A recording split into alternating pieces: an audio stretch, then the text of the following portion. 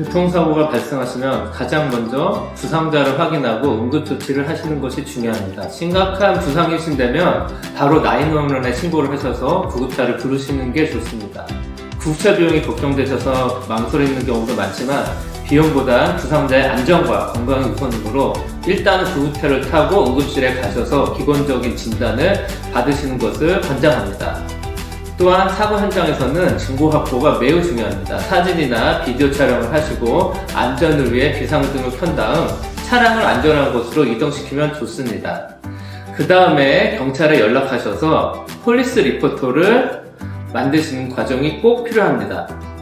경찰이 도착해야 공식적인 보고서가 작성되고 이후 법적 증거로 제출할 수가 있습니다. 그리고 상대방 운전자 정보와 보험 정보를 반드시 확인하셔야 합니다.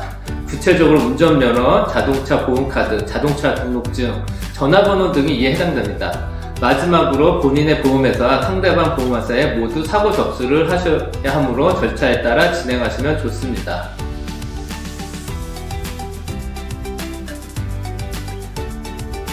버지니아와 메릴랜드주는 Contributory Negligence States로 분류가 됩니다. 이는 1%라도 잘못 있으면 상대방한테서 보상금을 전혀 받을 수 없다는 규정이 적용된다는 뜻입니다. 즉, 1%의 과실이 인정되어도 상대방으로서 어떤 보상도 받을 수가 없기 때문에 이 점이 굉장히 중요합니다.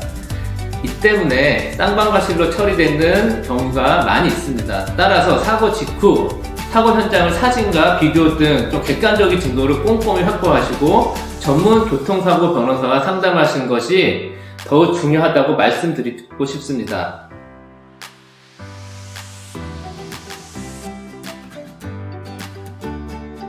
사고 상황이나 개인 건강 상태가 제각각이어서 사실 구체적인 치료 기간은 딱 정하기가 어렵습니다. 하지만 일반적으로 말씀드리면 사고 이전의 몸 상태를 100이라고 했을 때 완벽히 100%로 회복하기는 어렵더라도 80에서 90% 정도까지 치료받으시는 것을 권장드립니다.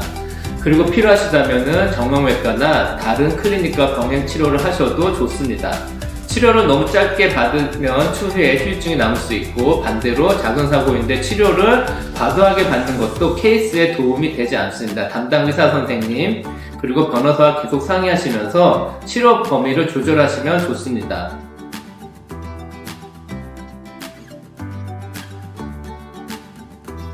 우선 상대방 보험회사가 사고의 과실을 인정하면 그쪽과 협의하여 차수리를 진행하시는 게 일반적입니다. 다만 상대방 보험회사가 잘못을 인정하기까지 시간이 꽤 걸리는 경우가 있습니다. 이럴 때는 본인 자동차 보험으로 먼저 수리를 하시고 이후 본인 보험에서 상대방 보험회사에 대위 변제 청구, 서브로게이션 클레임을 하는 방식으로 진행하기도 합니다. 이 방법이 조금 더 신속하고 편리한 경우가 많으므로 크게 걱정하지 않으셔도 됩니다. 추가로 Diminished Value Claim이라는 것이 있는데 이는 교통사고로 인해서 차를 수리했어도 차량 가치가 하락되었다면 그 감가상분에 대한 보상을 상대방 보험회사에 청구할 수 있는 제도입니다. 이 부분도 참고하시면 좋겠습니다.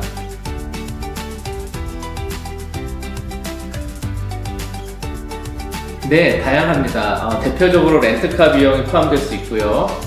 네, loss of income, 소득 손실에 대해서도 청구할 수가 있습니다. 예를 들어 사고로 인해 일을 못하실 경우에 발생한 임금 손실 등이 해당됩니다. 이 경우를 위해서는 급여 명세서, 페이스톱 등이나 디서빌리티 레터를 병원에서 증빙 자료로 주시는 게 꼭 필요합니다. 이런 부분도 꼼꼼히 챙기시는 게 좋습니다.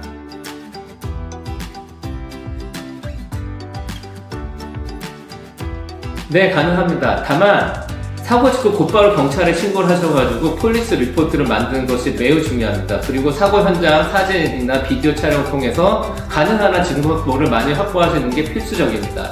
이런 경우에는 Uninsured Motor Risk Claim이라고 UN 클레임을 통해서 사건 처리를 하게 됩니다. 만약을 대비해 자동차 보험 가입 시 UN 항목을 들어두는 것이 유리합니다. 보상 과정은 상대방 보험회사에 청구하는 절차와 유사하게 진행되기 때문에 필요한 손해배상을 받을 수 있습니다.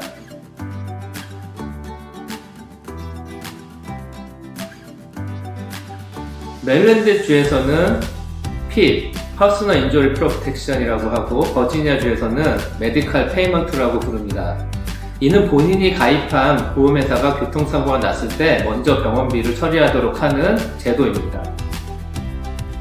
두 주 모두 법에서 의무 가입을 권장하기 때문에 특별한 웨이버에 서명하지 않았다면 해당 항목이 포함되어 있습니다. 만약 건강보험이 없거나 부족하다면 사고를 대비하여 PB나 메디컬 페이먼트를 가입하시는 것이 좋습니다. 이 부분을 사용하면 최종 보상금에서 병원비로 나갈 금액을 줄일 수 있기 때문에 실제로 가져가는 금액이 좀 더 커지는 이점이 있습니다. 일부 많은 분들이 이걸 쓰면 내 보험료가 올라가지 않을까라고 걱정하시는 분들이 있는데 직접적으로 보험료가 올라가는 것은 아니다라고 알고 계시면 됩니다. 물론 보험사마다 정책은 다를 수 있지만 원칙적으로 PB나 메페이는 사용 때문에 보험료가 즉각 오르는 일은 흔치 않습니다. 결론적으로 적정 수준의 PB나 메디컬 페이먼트를 가입하시고 사고가 발생하면 적극적으로 활용하는 것이 좋다고 말씀드리고 싶습니다.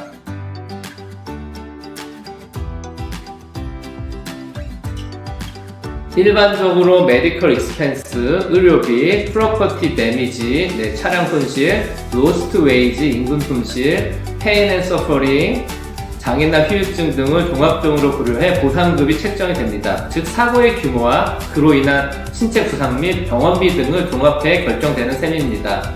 여기서 앞서 말씀드린 PB나 메디컬 페이먼트 가입 여부가 중요한 변수가 될 수 있습니다. 예를 들어 보상금이 총 15,000달러로 나왔다고 가정해 보겠습니다. 변호사가 선임 시 변호사 비용 통상적으로 4분의 1 5,000달러 그리고 그 병원비가 5,000달러라고 하면 내가 실제로 가져가는 돈은 5,000달러가 됩니다. 그러나 PB나 메디컬 페이먼트를 통해서 이 5,000달러 병원비를 처리할 수 있다면 그 비용을 아낄 수 있으니 실제로 내가 가져가는 돈은 10,000달러가 될 수 있는 것입니다.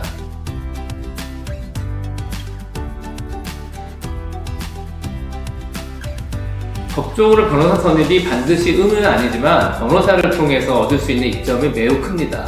통계적으로 변호사를 선임했을 때 최종 수령 보상금이 변호사가 없을 때보다 변호사 비용을 제외하고라도 더 많다는 결과가 있기도 합니다. 이 때문에 보험회사 입장에서는 변호사가 선임되지 않은 사건에 대해서 초기에 낮은 금액을 제시하고 빠르게 합의를 시도하려고 하는 경우가 많이 있습니다.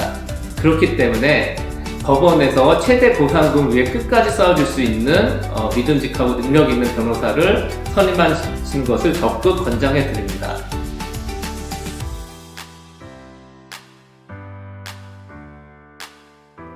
사실 최근 사회 분위기가 개인주의와 이기주의가 강해지고 특히 코로나 이후로 이런 현상이 더욱 심해지면서 과속이나 납법 운전이 증가하고 있습니다. 히데런 뺑소니 사고도 예전보다 훨씬 많아졌습니다. 또한 상대방이 명백한 과실이 있어도 잘못을 인정하지 않으려는 경우가 많기 때문에 끝까지 분쟁을 길게 가져가려는 경우도 늘었습니다. 그래서 요즘에는 차량에 대시캠, 블랙박스 등을 설치하는 분들도 많아지는 추세입니다. 결국 그 사고가 발생했을 때는 경찰을 바로 부르시고 사고 현장을 사진이나 비디오로 충분히 기록하는 등 증거 확보가 더욱 중요해졌다고 말씀드릴 수 있습니다. 그리고 여기에 더불어 전문적인 그 교통사고 변호사랑 케이스를 진행하는 것이 훨씬 더 도움이 될 수가 있습니다.